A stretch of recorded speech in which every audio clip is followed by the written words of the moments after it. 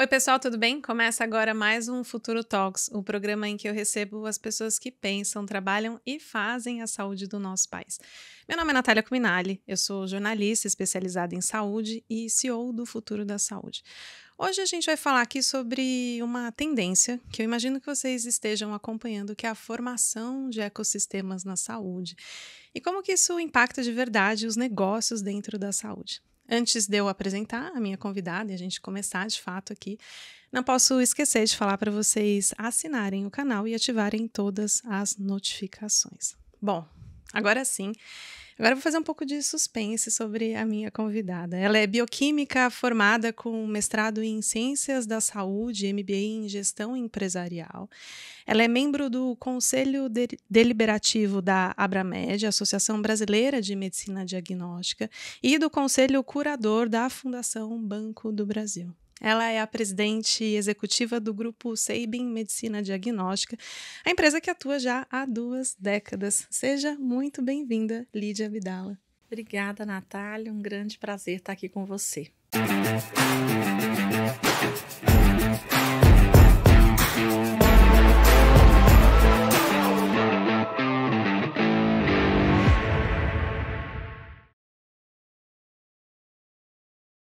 É um prazer enorme, a gente vai ter bastante tempo aqui para conversar sobre várias coisas de tendências de saúde. Eu já avisei o pessoal que a gente vai falar sobre ecossistemas, né, esse movimento recente do Sabin. Mas eu gosto sempre de começar a nossa conversa trazendo um pouco de cenário e de análise do que está acontecendo. A gente já completou, né, no momento que a gente vai exibir esse programa, a gente já vai ter completado 100 dias de governo.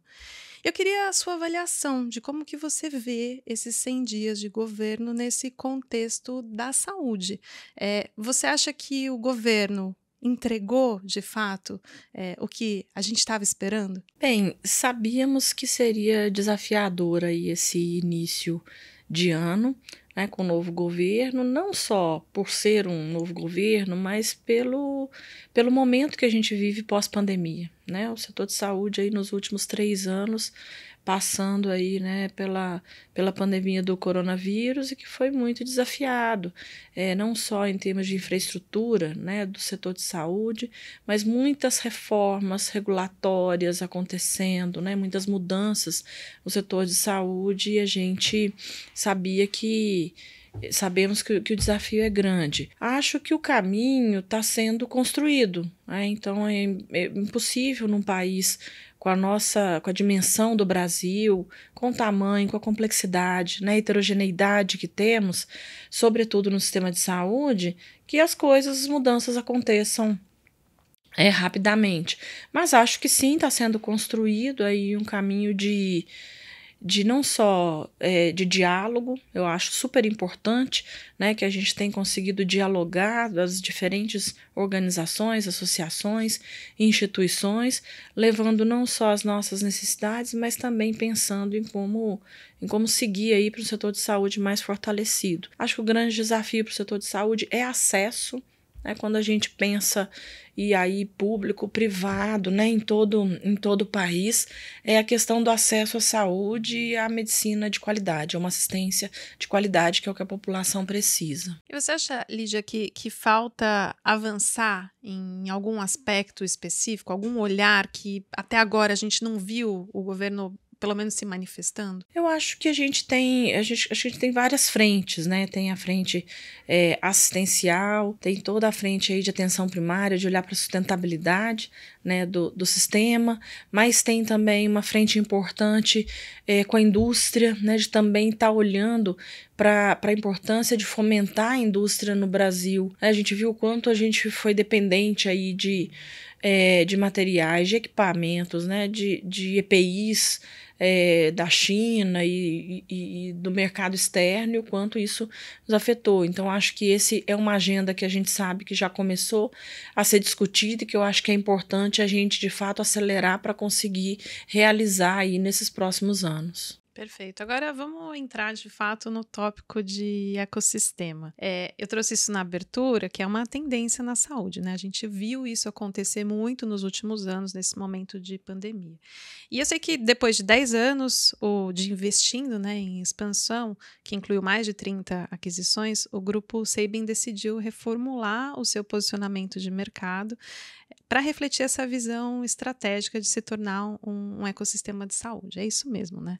Eu queria Isso saber o que isso mesmo. significa na prática. Isso mesmo. Bom, vamos lá. O Sabin a gente completa agora, no dia 2 de maio, 39 anos de fundação. Então, fundado em Brasília, no Distrito Federal, como um laboratório de análises clínicas.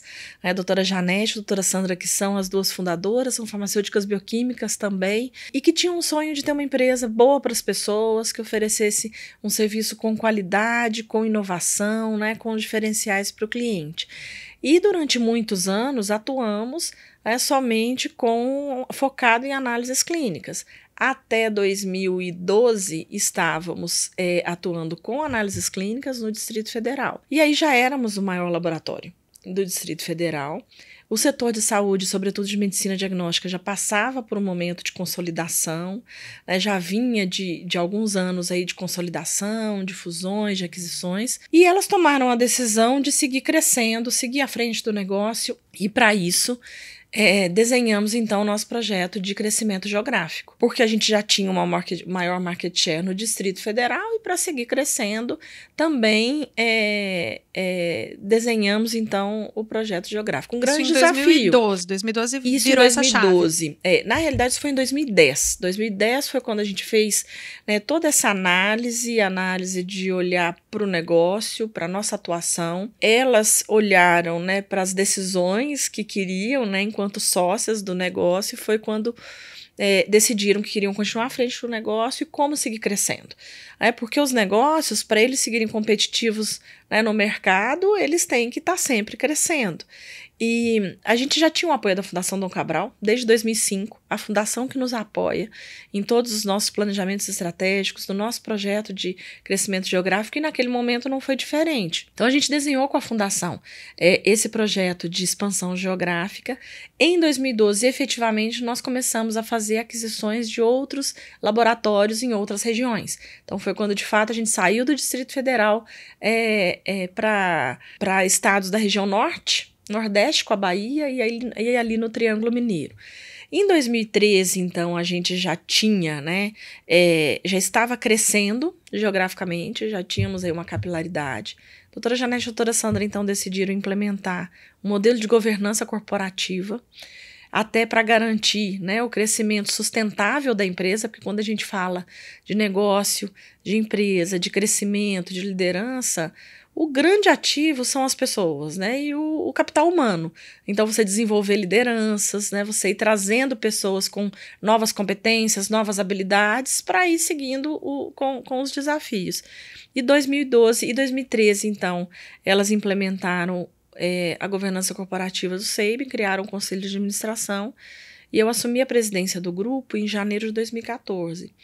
E com esse desafio. Quase 10 anos. Quase 10 anos. Eu estou no 10º ano aí de gestão como presidente. E com esse desafio de seguir crescendo geograficamente e também diversificar o negócio, porque até então a gente tinha atuação em análises clínicas e já tínhamos também algumas unidades de imunização no Distrito Federal. De lá para cá, nesses últimos 10 anos, aí vieram, né, os novos investimentos. A gente entrou definitivamente com o diagnóstico por imagem. Então, hoje a gente já tem, não só em Brasília, mas em outras regiões também, diagnóstico por imagem, junto com análises clínicas. Crescemos o nosso serviço de imunização. Serviços de check-up executivo, a gente tem um em Brasília, no Distrito Federal, e outro em Uberlândia, no Triângulo Mineiro. Veio o nosso investimento também em ecossistemas de startups, né? As startups começaram a surgir aí com novas soluções, e daí veio a atenção primária, que nós investimos na Amparo e depois adquirimos a Amparo Saúde no final de 2021. Então, e por que fizemos isso, né? Qual que foi a nossa visão? Foi de estar presente cada vez mais na jornada do paciente. Como a gente conseguiria não só estar presente na jornada do paciente, mas como transformar isso em valor, né, para o nosso cliente. Quando eu falo de cliente, eu estou pensando no cliente consumidor final, paciente, mas eu estou pensando como cliente também em operadoras de saúde, hospitais, né? A gente tem 25 operações em hospitais no Brasil, empresas. Então, como que eu consigo gerar mais valor para a minha rede de clientes? E daí vieram os investimentos nesses novos negócios, né? Até que em 2021 nós lançamos também Rita Saúde. Rita Saúde, uma plataforma toda digital de coordenação de cuidado integrado. E esse momento, né, agora que você citou, que é o lançamento da nossa nova marca corporativa, porque até então a gente... Primeiro, o laboratório SEIB de análises clínicas, depois SEIB medicina diagnóstica, porque veio também a área de diagnóstico por imagem, de check-up, mas hoje a gente já tem uma atuação forte, não só em medicina diagnóstica continua sendo o nosso core, mas também na medicina preventiva, né? Quando a gente fala de check-up executivo, atenção primária, mesmo Rita Saúde, e Amparo Saúde, que já é uma outra marca. Nós temos também um hub de inovação no Distrito Federal, que é o Sky Hub Bio, e que ali a gente tem startups residentes com o objetivo mesmo de fomentar o ecossistema de inovação no Brasil. Então, essa conjunção de marcas, de novos negócios, né, e de pensamento mesmo, de novo, de estar presente na jornada de saúde, de utilização de saúde do paciente, que nos fez chegar até aqui. A marca, ela traduz na realidade, né, o nosso momento e o que nós entendemos, né, como uma plataforma de negócios em saúde. Bom, muitos assuntos para a gente abordar dentro dessa mesma resposta. Eu acho que a primeira coisa que eu queria entender de você é esse passo para sair do Distrito Federal e para a regionalização, né? De você ir para outras praças e trabalhar em outros lugares. Quais são os desafios embutidos nessa estratégia, né? O que você sentiu ao longo desse tempo mudando mesmo de fato esse foco? Bem, quando nós desenhamos, né, o nosso projeto de crescimento geográfico, de expansão, nós olhamos para regiões norte, mesmo região nordeste, o Triângulo Mineiro, e como que nós fizemos esse mapeamento, né? Tiveram alguns pilares e que foram algumas premissas importantes. Primeiro, a gente não tinha experiência, né, em expandir, em M&A, e a gente tinha uma preocupação muito grande com a nossa reputação, com a marca que a gente tinha construído até ali, que já era, apesar de uma marca regional do Distrito Federal, mas já tínhamos uma reputação nacional, sobretudo com relação à qualidade do nosso serviço, a percepção de valor, né, pelo cliente como com a nossa marca registrada, que é o nosso atendimento humanizado, né, que é o retorno que a gente tem muito do cliente, e da credibilidade do serviço. Então, ali a gente teve uma preocupação grande de pensar, a gente pensava muito em logística, como que eu vou transportar a amostra biológica e garantir a qualidade, né, do resultado do exame. Então, isso nos fez também olhar para regiões, e aí a gente está localizado em Brasília, no Distrito Federal, que é o centro do Brasil, e que tem um hub, uma malha aérea, né, para o país todo. E isso foi um grande, digamos, facilitador. Mas isso nos fez olhar também para regiões ali que ficassem próximas. E também olhamos para regiões com menos competitividade. Então, quando a gente olha para Manaus, né, Amazonas, as pessoas às vezes olhavam e falavam, nossa, mas vocês vão para Manaus, tão longe, tão distante. Realmente, logística é um desafio, né? Nada lá chega por estrada, tão fácil, né? Mas, de outro lado, nós enxergamos que tinha uma cidade de 2 milhões de habitantes, uma região enorme, com muita carência de serviços de qualidade, e que, quando chegamos, o que fizemos foi, inclusive, subir o padrão da qualidade dos serviços de laboratório. Então, eu digo que sempre quando a gente olha para os desafios e para as regiões que às vezes são regiões mais distantes, e aí vem o interior também. Ah, Triângulo Mineiro, mas você não vai para a capital, você vai para o interior. No interior tem população. É claro que a gente olhava a população, a gente olhava o PIB da região, a gente olhava o nível de competitividade, o que já tinha, né, de serviços disponíveis naquela região. E eu digo que onde existem obstáculos, onde existem desafios, também tem oportunidades. E foi isso que nós buscamos. Então, naquele primeiro ciclo da nossa expansão, nós fomos para Amazonas, Manaus, Belém do Pará, Salvador na Bahia, Triângulo Mineiro, Palmas em Tocantins. E ali nós começamos a desenhar o nosso modelo de expansão geográfica e de integração dessas unidades. Então, nós tomamos algumas decisões de integrar sistema. Nosso sistema informatizado, ele é todo integrado no Brasil todo. Isso tem um custo elevado, mas isso tem um benefício de que o paciente hoje, se você fizer exame no SEIB, em Brasília, em Campinas, em Manaus, em Florianópolis, você tem o seu prontuário eletrônico lá completo, né? O seu histórico é completo porque o nosso sistema está todo integrado no Brasil todo. Então a gente foi desenhando esse modelo de integração e, claro, padronizar a unidade, tecnologia, sistema. Pessoal. Depende muito de investimento, é difícil, mas você consegue padronizar, montar o modelo e replicar. Quando entra em pessoas, a gente está falando de gente, aí tem cultura organizacional. E cultura não é uma coisa que você coloca dinheiro, tem um investimento e vira chave. Esse, sem dúvida alguma, é o maior desafio. E aí tem um outro aspecto, que o SEIB sempre, né, como a gente sempre foi conhecido pelo nosso atendimento humanizado, como uma empresa que consegue entregar um atendimento diferenciado para o cliente. Quem faz isso são as pessoas, né? Então, sem dúvida alguma, esse foi o nosso maior desafio, de desenvolver esse modelo de disseminação da nossa cultura organizacional, chegar nas regiões. E aí eu acho que teve um ponto que foi muito estratégico e que nós fizemos e fazemos isso, que é valorizar muito a mão de obra local, os profissionais locais, os nossos gestores, né? Quase sempre que possível, são gestores da região, da cidade. Por quê? Porque a cultura do país o país é muito grande, muito heterogêneo, muito diverso. Então não adianta achar que eu sou a presidente do grupo, eu estou lá em Brasília e eu entendo, né, o que acontece na cultura regional lá do Amazonas, lá do Sul, né?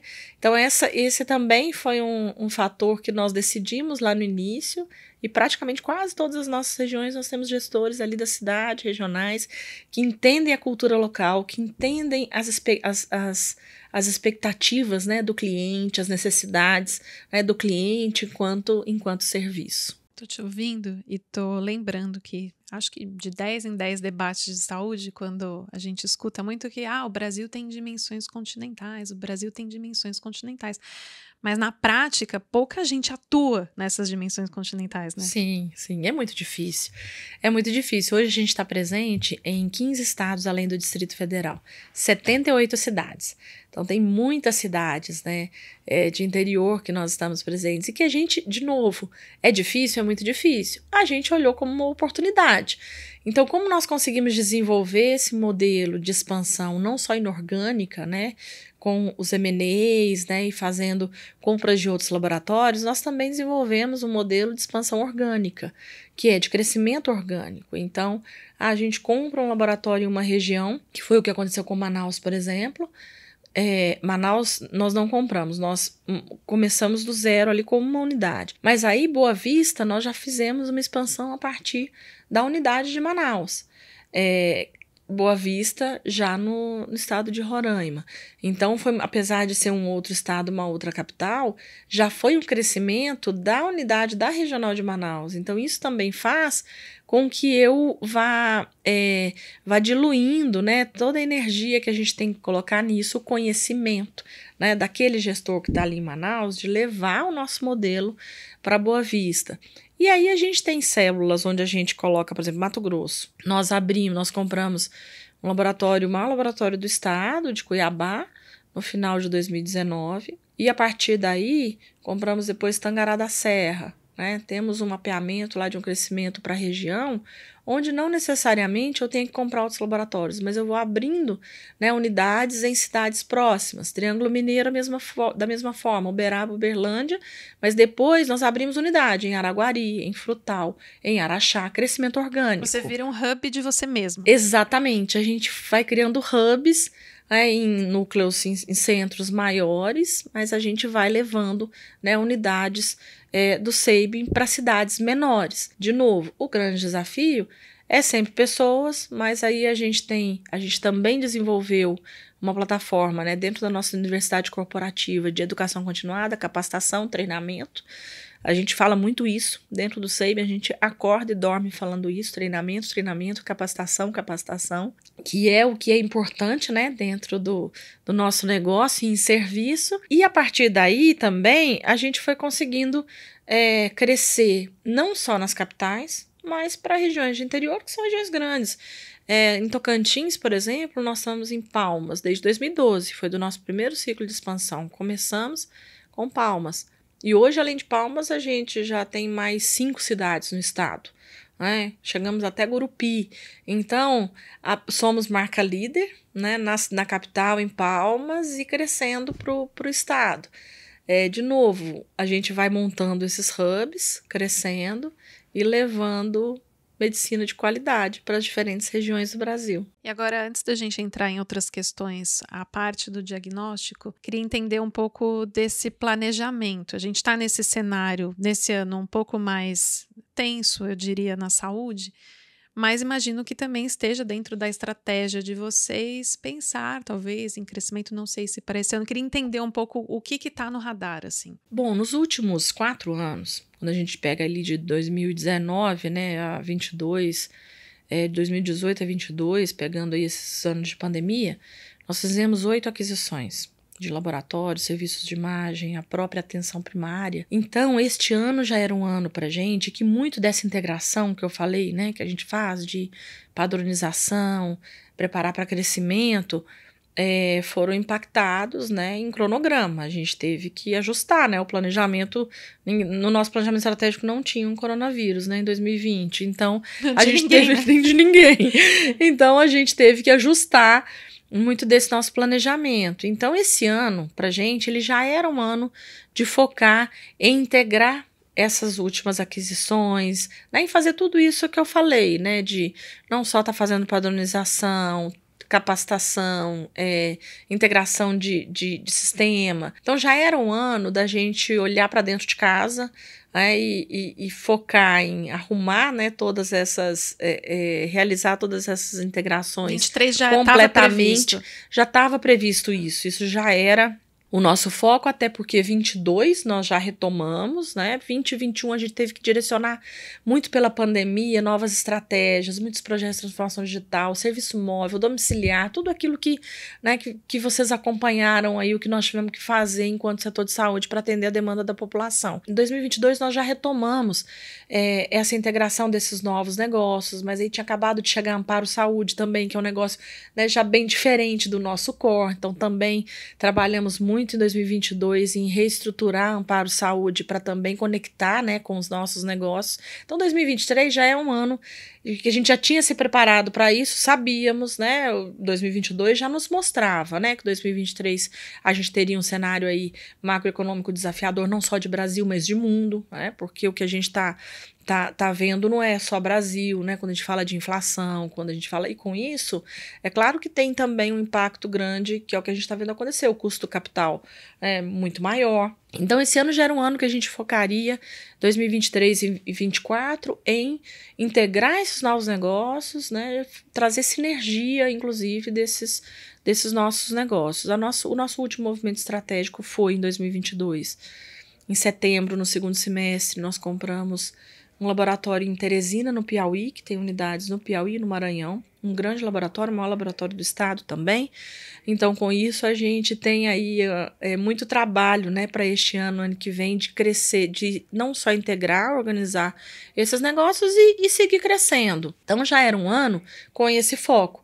E um ano também de cautela, claro, quando a gente fala, né, de novos investimentos, de novas aquisições, sem dúvida alguma, um ano de cautela pelo que a gente está vendo aí, acompanhando o cenário macroeconômico. Isso não significa que a gente não continue avaliando, né, novas oportunidades, novos mercados, negócios que às vezes, né, oportunidades que chegam para a gente de compras de outros laboratórios, de outros serviços. Continuamos, né, da mesma forma, conhecendo, avaliando novos ativos, mas o nosso foco esse ano é, de fato, trabalhar com essas integrações. Perfeito. Eu tenho um dado aqui que diz que diagnóstico representa 95% da operação. É isso mesmo? Isso mesmo.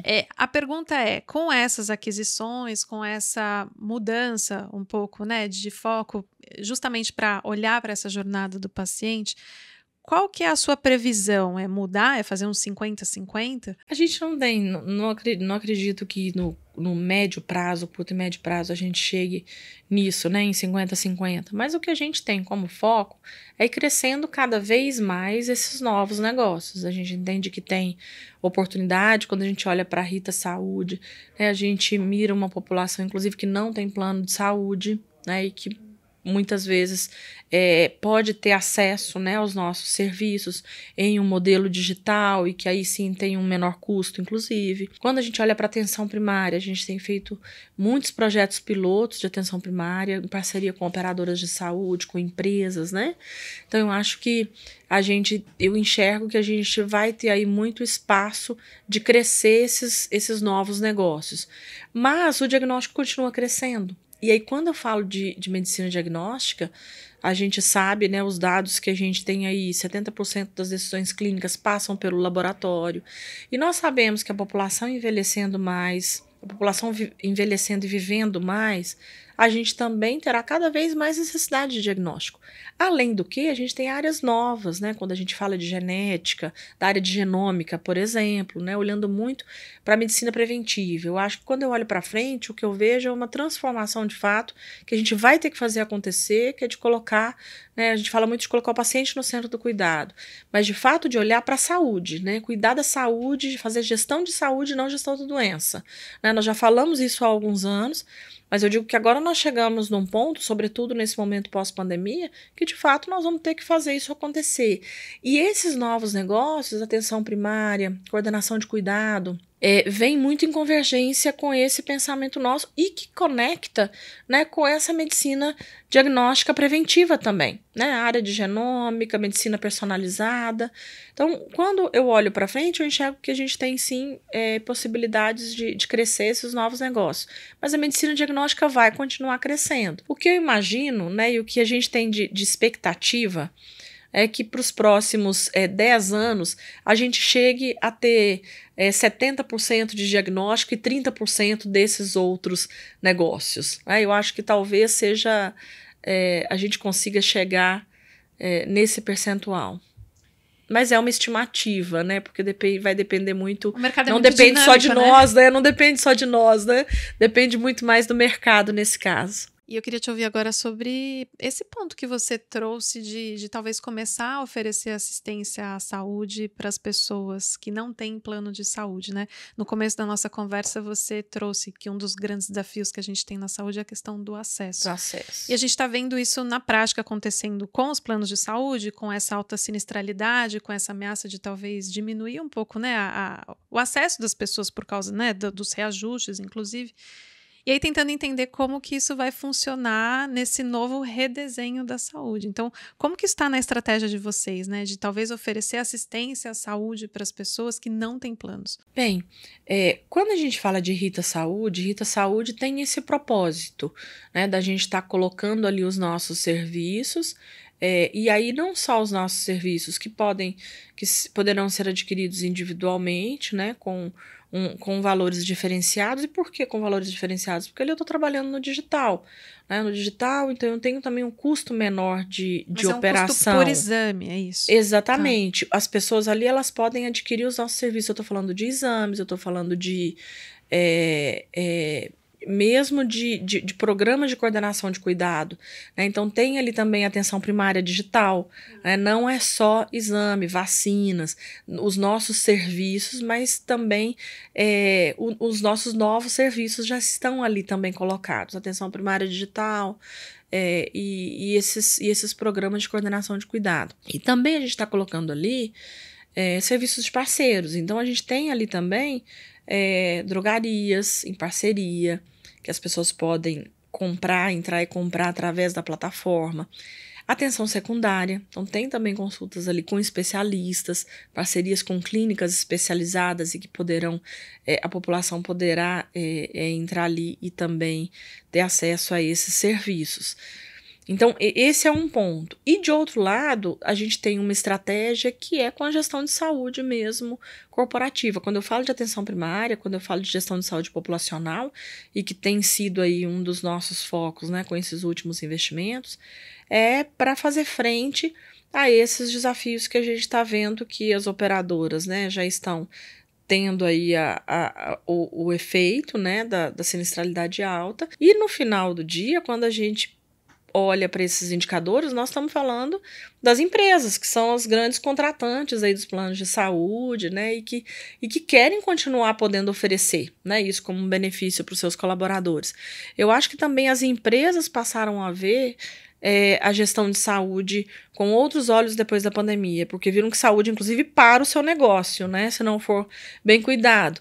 Mas na outra ponta, um custo alto e que muitas vezes, né, está inviabilizando a oferta. Então, a gente também tem percebido muito mais a sensibilização e a preocupação das empresas em eu quero continuar oferecendo o benefício de saúde, o plano de saúde para os meus colaboradores, mas eu preciso ter uma gestão de saúde corporativa dentro de casa bem feita, né? Então, aquela área de medicina do trabalho, né, dentro das empresas e que fazia muitas vezes, né, aquela parte ali de legislação, né, de básica e tudo, a gente percebe as empresas já com essa preocupação.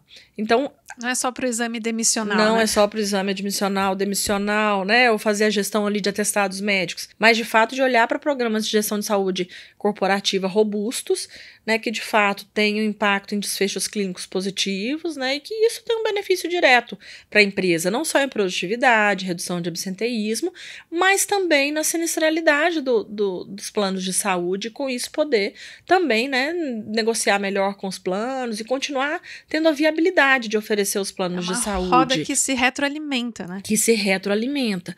E a nossa experiência com Rita Saúde e também com Amparo tem sido conectar os nossos negócios com essa proposta de valor. E aí a gente tem feito projetos pilotos com empresas, as empresas contratando diretamente, por exemplo, atenção primária, querendo colocar atenção primária para contribuir com a sua gestão de saúde corporativa e com isso ter uma melhor gestão, inclusive, da utilização dos planos de saúde dentro das empresas, e também muita parceria com operadoras, com autogestões, né, onde a gente tem sido procurado para ser o braço de atenção primária. E vocês têm um modelo de clínica dentro da companhia? Dentro da companhia. Nós temos, inclusive, no SEIMI, nós temos uma unidade de amparo saúde dentro do SEIMI, onde os nossos colaboradores podem, né, utilizar e utiliza a atenção primária ali, porque a gente sabe que muitas vezes 90% das queixas conseguem ser resolvidas ali na atenção primária, muitas vezes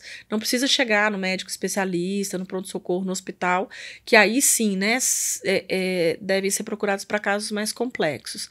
Então, a gente já tem essa experiência, né, de funcionar a clínica, colocar a clínica dentro da empresa e também clínicas dentro de serviços médicos, às vezes, de operadoras, como autogestão, por exemplo, que tem os seus serviços médicos, tem o seu serviço de atenção primária próprio, né, e que querem crescer esse serviço para os seus beneficiários. Eu queria te ouvir agora, antes da gente, eu quero falar ainda sobre capital humano que você trouxe, sobre a liderança feminina. Eu acho que a gente ainda vai abordar esses aspectos que são muito importantes para a gente conversar aqui, mas queria te ouvir um pouco sobre o futuro do diagnóstico, né? Pensando que o Sabin é uma empresa que tem esse foco que, claro, tá se transformando, mas que continua muito forte e presente o diagnóstico, a gente sabe que o diagnóstico, como você mesmo disse, está evoluindo em vários aspectos, né? E acaba sendo essencial para a tomada de decisões. Nesse contexto, hoje, a gente tem visto que o diagnóstico, como a gente estava acostumado, também está mudando um pouco. Então, ele está muito mais acessível para o público final, para o paciente, às vezes com exames que você recebe em casa e que manda pelo correio, ou que você faz em casa, ou que você compra na farmácia. Como que você imagina esse futuro do diagnóstico? Você acha que ele vai ser mais descentralizado? Eu acho que sim, já está acontecendo, é uma tendência, né, que está acontecendo, e acho que o futuro é sim. Eu acho que ele é complementar ao nosso negócio. Muitas vezes as pessoas perguntam, isso não vai afetar o negócio de vocês, reduzir o volume, tudo. Eu digo que não, eu acho que é complementar. De novo, a gente está falando de um país que tem 210, 215 milhões de habitantes e crescendo, né? Crescendo, vivendo mais, a população vivendo mais. Então, eu acho que são novas soluções que estão surgindo e que trarão, de fato, mais acesso, né? Com mais rapidez, porque muitas vezes eu falo assim, eu tenho os melhores equipamentos, né, em todas as unidades do SEIB, para realizar todo tipo de exame, no melhor padrão analítico, de desempenho, de credibilidade, de qualidade. Mas nós estamos falando de um país que tem mais de 5 mil municípios, né? E aquela cidade ali do interior, né? E que muitas vezes que não tem condição de ter um laboratório, né? Com um porte grande, de ter uma plataforma, né? Toda automatizada, integrada, como nós temos de Siemens, de Roche, né? Mas que sim tem condição, né? De ter, às vezes, equipamentos point of care, equipamentos menores, né? Testes rápidos, de qualidade e que atenda à necessidade daquela população. De novo, um pouco da discussão que a gente teve de telemedicina, né, nos últimos anos. Nós não estamos dizendo que a telemedicina não vai substituir, né, as consultas presenciais, a importância, né, do médico estar presencialmente, mas nós temos todos os especialistas que nós temos em São Paulo, Rio e Brasília, né, nesses 5 mil municípios no Brasil, não temos, né, e muitas vezes o paciente pode ser beneficiado, né, disso, de ter um especialista ali, né, na patologia que ele precisa e ter acesso a esse profissional. Para mim, quando a gente fala desses testes e dessas novas soluções descentralizadas de laboratório, é o mesmo raciocínio, o mesmo pensamento da telemedicina. Eu acho que ele vem complementar o nosso negócio e fortalecer o nosso setor, de fato, gerando mais acesso à população. Nós temos uma preocupação muito grande e que eu acho que esse também deve ser o olhar da população, e a população está vigilante nisso. Nós, enquanto setor de saúde, com as associações, né, Abramed, outras associações, SBPC, SBAC, que são as sociedades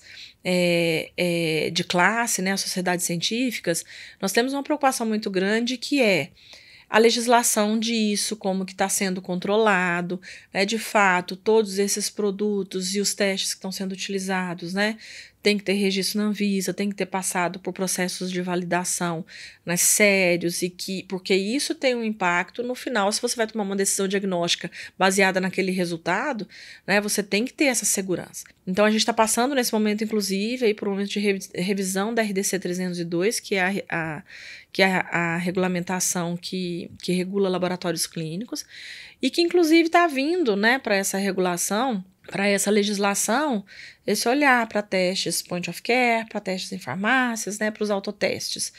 De novo, tem que ser regulado, controlado, para garantir que, de fato, eu estou oferecendo acesso, mas acesso com qualidade. Porque o acesso ele não pode ser sem qualidade, porque senão ele vai trazer ainda mais gasto, ainda mais pressão para o sistema de saúde. Então, eu acho que tem essas duas visões. Eu acho que sim, vem para fortalecer o setor de saúde enquanto acesso, mas que tem que ser feito, né, sempre com muito cuidado, com muita responsabilidade, seriedade, sobretudo, né, estamos falando de saúde, então é fundamental. E esse debate está acontecendo, você acha, com esse olhar diferenciado que você propõe aqui? Sim. Todos os atores estão sendo ouvidos nesse contexto? Sim. Tanto que a consulta pública da RDC 302, que foi lançada em 2021, talvez eu me confunda aqui nas datas, que a pandemia bagunçou bagunçou o calendário e muitas regulamentações, mas a consulta pública que foi lançada, a última, teve mais de 2.000 contribuições, assim, poucas consultas públicas de uma regulamentação tiveram tantas contribuições, mostrando isso, né? E a participação ativa das sociedades, da Abramed, né? Nesse caso específico da RDC 302, estamos sim sendo ouvidos, participando, contribuindo, e também com um olhar de não queremos impedir inovação, né? Não queremos impedir o acesso, né? Porque de forma alguma. Mas queremos que ele seja feito com com qualidade, olhando para a segurança do paciente, que é o principal, é a nossa grande preocupação. Agora eu queria ouvir um pouco sobre você, sobre a sua trajetória. Eu sei que para fazer essa entrevista, né, eu pesquisei bastante sobre os contextos agora do Sabin, mas você também aparecia muito como uma personagem ali de que entrou no grupo com muito cedo, né? Tá há 2 décadas já no grupo como trainee e hoje é presidente. É essa a sua história? Isso, é essa mesmo, é essa a minha história.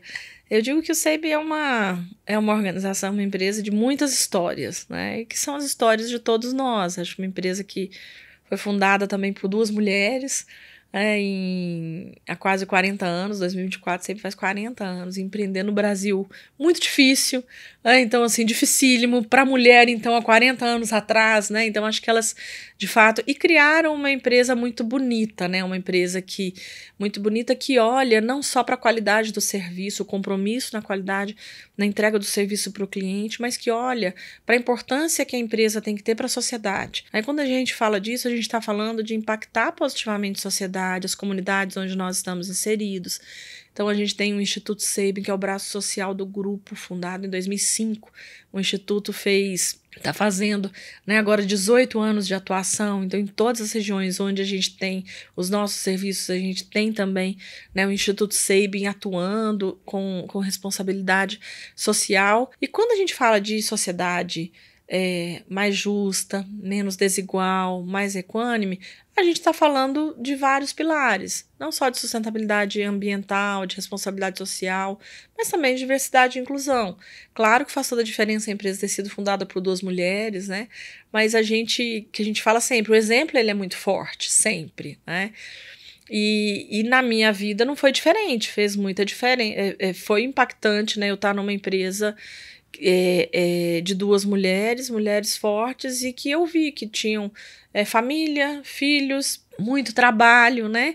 E que eu acho que esse talvez seja na vida da mulher um dos momentos mais difíceis, quando a gente olha para a vida pessoal, para a carreira, maternidade.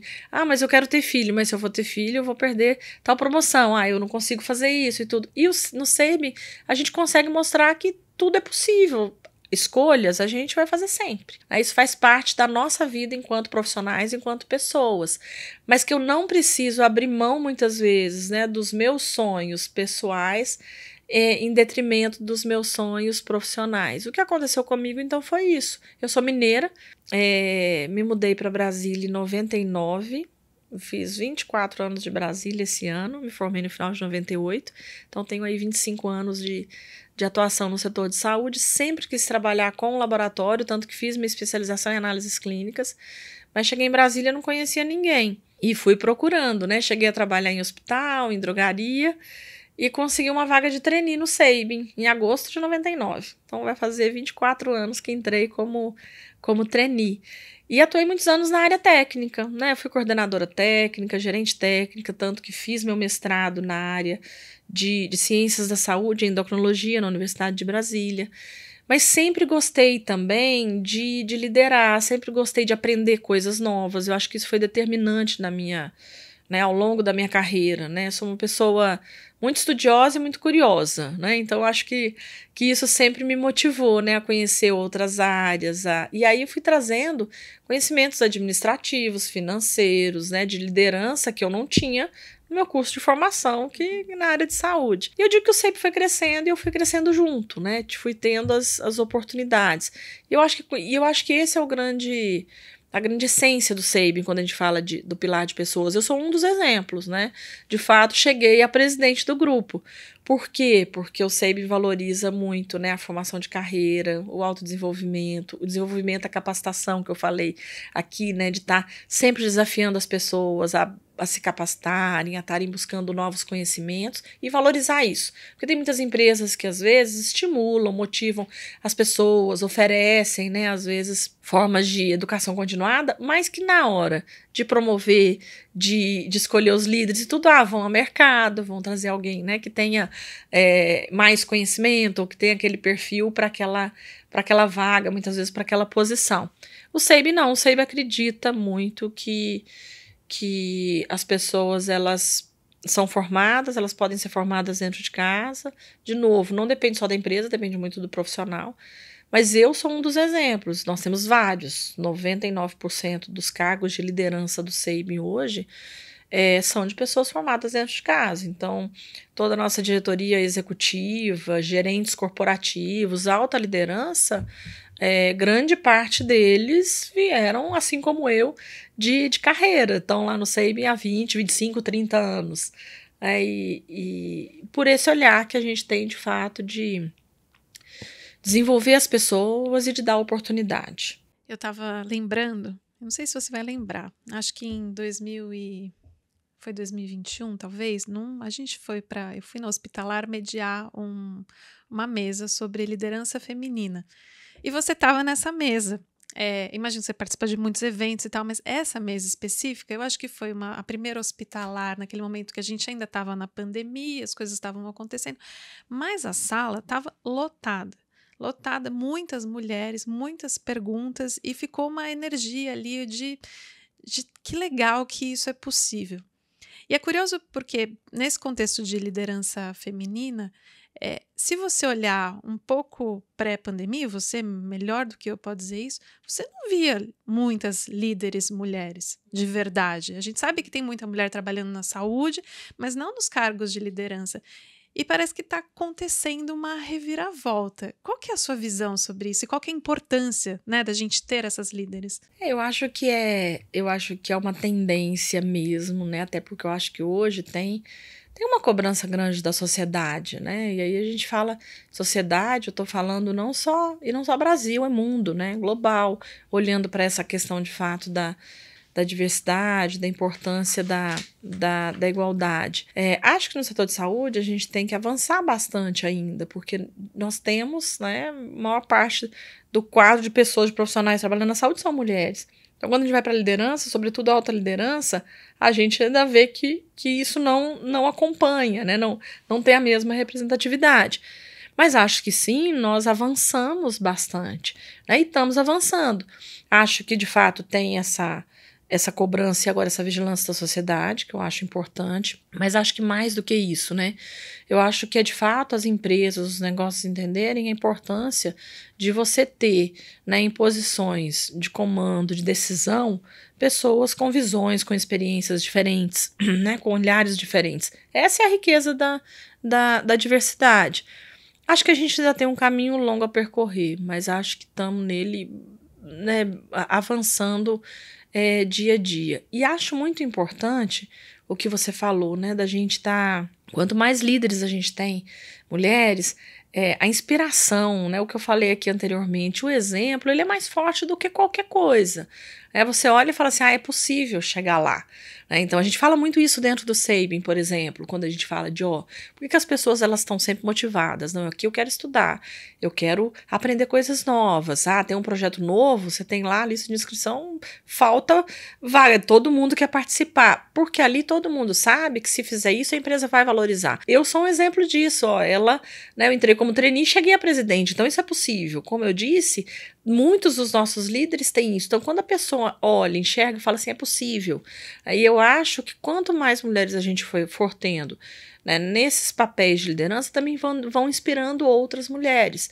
E aí eu não estou falando de liderança só de presidente, de CEO, mas a gente tem mulheres presentes, né, em vários níveis de liderança dentro das organizações, que eu acho que é muito importante. E acho que um outro fator também é trazer os homens para essa conversa, né, que eu acho que também é super importante, né, porque no final do dia são eles que ainda estão ali com a caneta na mão e com grande poder de decisão. né? E de também entender a sua importância, né? Dentro desse contexto e participar. Dentro da sua trajetória, você, imagino que já tenha sentado em muitas mesas com maioria de homens, por exemplo. Inúmeras Mas já teve vezes. algum tipo de preconceito? Sofreu já alguma coisa assim? Inúmeras vezes. Não, na realidade tem aquilo que a gente fala, né, que são os vieses inconscientes, né, que eles não percebem. Eles não percebem que eles falam e eles atropelam quando a gente tá falando. Muitas vezes eles falam e não dão abertura pra gente falar. Mas eu acho que, assim, isso depende muito da gente. Então, você fala assim, você já sofreu preconceito? Não, diretamente, assim, né? Não, mas eu acho que depende muito também da forma como eu ajo, e aí depende muito da nossa autoestima, né? Que eu acho isso muito importante das mulheres estarem trabalhando. Talvez, né? E aí eu acho que essa importância da inspiração, da sororidade que a gente fala é muito importante, né? De você, de fato, ter autoestima. Tá bom, eu vou chegar lá, tem dia que eu penso, bom, hoje eu vou para um encontro ou para um café com presidentes e tal. Sim, eu vou chegar lá, tem 50 homens e 3 mulheres, 2 mulheres, né? Ainda é muito assim, tá mudando. Mas tá mudando devagar quando a gente olha para número, né? Mas isso não me inibe, né? E isso também não... E eu não sou uma pessoa que me conforma. Eu sigo falando, né, sobre o assunto, inspirando. E acho que a gente tem que ter uma preocupação também, Natália, quando a gente fala de liderança feminina, de equidade, de trazer os homens para essa conversa, que é também a gente ter empatia, né? Empatia, fazer isso com empatia. Porque senão os homens... Não ser combativo, porque senão os homens também... Eu digo que meu marido às vezes brinca comigo e fala, bom, agora eu tenho até medo de falar qualquer coisa, né? Porque tudo que você fala vira aquela militância, né? Eu digo assim, aquela vigilância que é uma vigilância às vezes destrutiva. E que muitas vezes os homens também se fecham, mas também não vão mudar, não vão participar desse momento de transformação que é tão importante. Então, do nosso lado também de mulheres, eu entendo e sei que, de novo, né, tem experiências diferentes, né? Talvez a minha experiência não é igual a experiência de outras mulheres, talvez tenha mulheres que tenham ainda mais dificuldade, né? Às vezes vivem em ambientes, em corporações e empresas que às vezes, de fato, tem muito mais homens, né, na liderança, e isso às vezes pode ter um grau de dificuldade diferente da minha experiência, mas eu acho que a gente também tem que estar o tempo todo pensando em como fazer isso, em como transformar, mas com empatia, com respeito, né? É o que nós queremos, é a forma como nós queremos, né? Ser tratada como lideranças mulheres, né? Com respeito, com empatia, sim, com cuidado, né? De igual para igual. Com reconhecimento do valor do trabalho. Com reconhecimento do valor do trabalho, né? Quando a gente fala de... Não é nada diferente, né? Não é nada diferente, né? Quando a gente fala de competências, de habilidades, somos diferentes, né? Somos diferentes, mas, de novo, a riqueza tá nisso. Tá em você conviver com o diferente. É mais difícil, né? Porque isso também tá na natureza do ser humano. O que eu sempre digo aí pros meus colegas homens, né? Que às vezes a gente conversa, participo de grupos, participo de encontros, e que eu digo assim, olha, quando a gente vai promover, isso acontece com todo mundo, é natural do ser humano. Eu vou escolher para estar na minha equipe ou trazer alguém que é parecido comigo. Isso é natural do ser humano, é melhor, é mais fácil eu ter gente que parece comigo, porque vai questionar menos, as coisas vão andar com mais velocidade, com mais facilidade, vai trazer menos conflito e tal, mas eu também estou perdendo, de outro lado, a riqueza de pensamentos, de vivências diferentes, experiências diferentes. E isso faz diferença na competitividade da empresa, na competitividade dos negócios. Então, é aquela história, não vai pelo caminho mais fácil, porque às vezes o caminho mais fácil não vai te levar naquele lugar que é o lugar diferenciado e que é onde nós queremos chegar com as nossas empresas, com as nossas organizações e com o nosso papel enquanto líder também.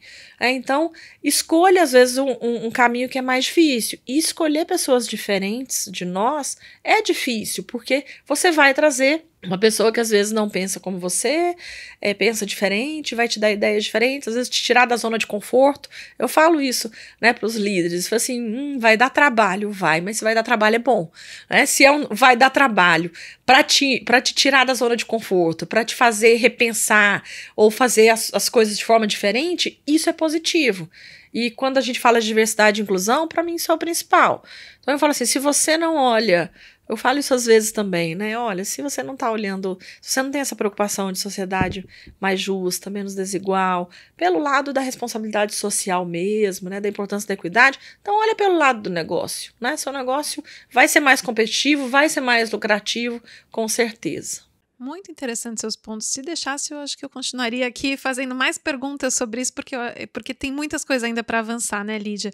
Mas agora, acho que encaminhando um pouco a nossa conversa, que foi tão diversa, né, de assuntos para o final, eu tenho ainda mais duas perguntas para fazer. Primeiro, acho que é para onde que estão os olhares do Sabin no médio prazo. Eu já entendi, você já me explicou que 23, 24 tá assim, mas e um pouquinho mais para frente. E a segunda eu faço depois. Tá.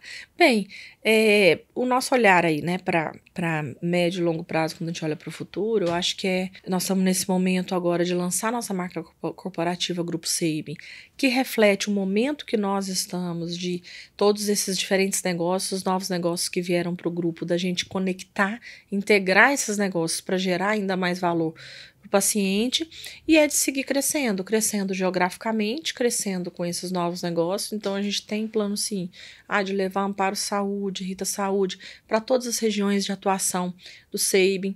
A gente entende que ainda há espaço para crescer geograficamente. Como eu disse, a gente tem muitos dessas oito últimas empresas que nós adquirimos aí nos últimos 4 anos, que são regiões novas, né, que a gente ainda tem oportunidade de crescer geograficamente com crescimento orgânico mesmo, e seguindo não só para capitais, mas regiões de interior. Então, nosso foco aí, né, que eu entendo que é a nossa visão para o futuro, é de seguir crescendo com o nosso negócio geograficamente e crescendo esses novos negócios. Quando a gente olha para a medicina diagnóstica, em si, a gente tem aí muitos investimentos sendo feitos na área de genômica, né, genética, biologia molecular, com esses novos testes aí que estão surgindo, novas pesquisas. Então, essa também vai ser uma frente importante nossa, dos nossos investimentos aí para os próximos anos. E abrir capital está no radar? Olha, a gente não tem isso no radar, se vamos abrir capital, vamos fazer fusão com algum outro grupo, vamos abrir capital, porque eu imagino vamos que vocês devem ser abordados o tempo todo, sim, somos abordados, né? Sempre tem essas provocações, né, que fazem parte.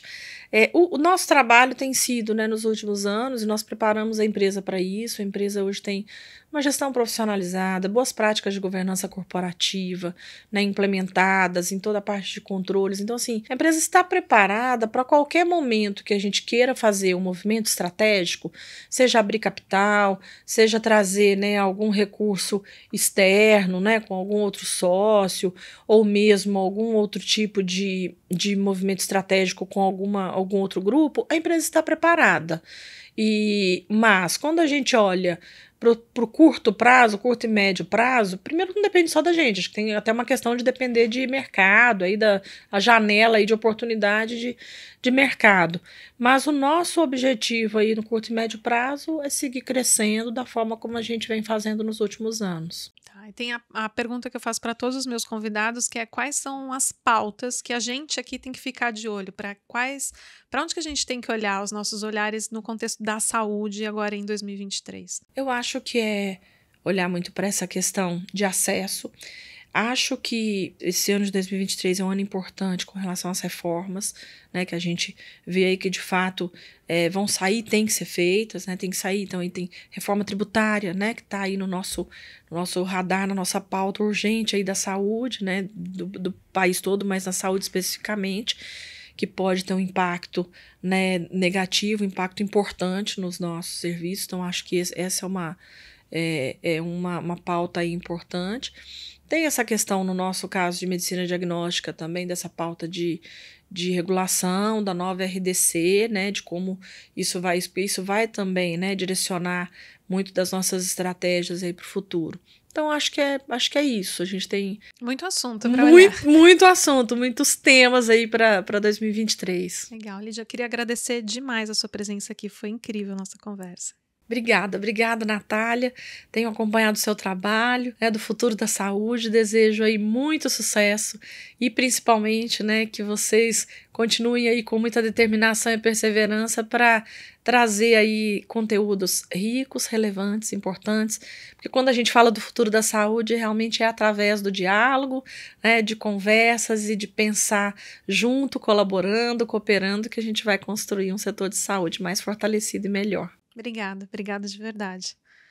Eu queria agradecer também a todos vocês que acompanharam a gente até agora. Se vocês ainda não assinam o canal, não esqueçam de fazer isso agora. A gente se vê, até mais!